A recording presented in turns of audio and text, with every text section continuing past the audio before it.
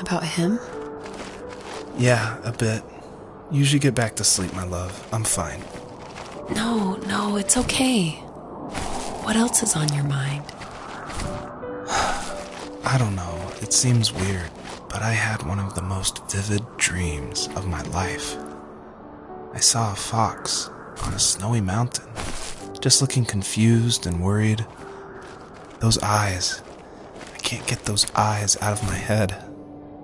She was running in the windy snow, looking for something. Do you think it has to do with you and what's been going on? I don't know. It was just a dream, Rachel. They're not meant to make sense. A lot's happened the past couple days, that's all. Well, if you're not going to sleep anyway, you should tell me. I want to hear. All right.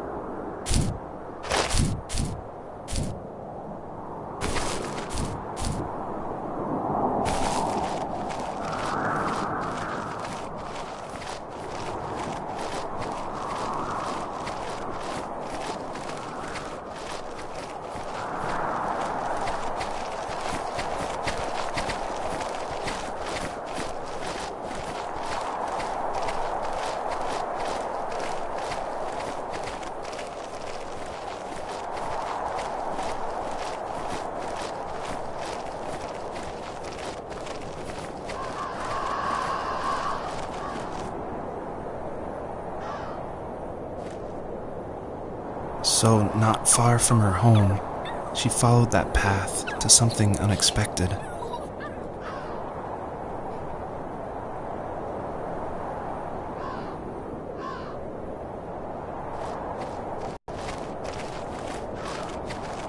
She couldn't stay, though.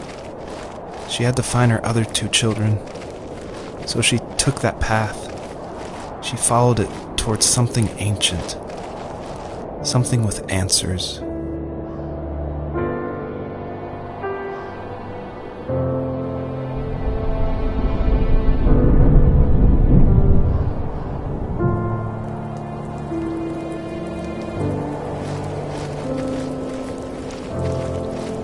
The fox looked high and low, searching for any sign of her cubs. Points of light showed the way to this ancient tree. It was as if each one had a story to tell, all their own. The land was trying to tell my story, too. I felt like I was right behind her the whole time.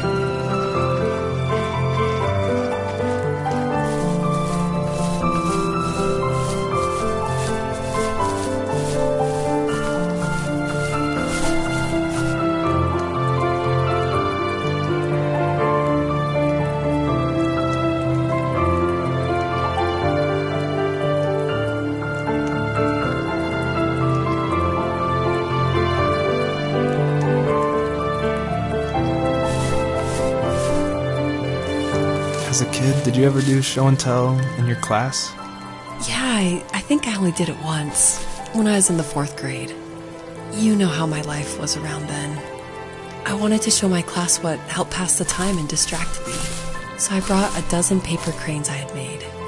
I think I told everyone how badly I wanted to be a bird and fly, embarrassingly enough. Don't be embarrassed. Every kid wants to fly. For me, it was another toy from my dad, a wooden boat. I remember guarding it so carefully in my hands as I walked into class. When I sat down, a group of boys immediately made fun of it. They asked which trash can I found it in, or why an ugly log was my favorite toy. When I got up, I didn't even want to tell them my dad had carved it. I said it was a joke gift my friends had given me. Kids can be so cruel. Some of them are. I shouldn't have let them get to me, but it did. It's amazing we bounced back at all.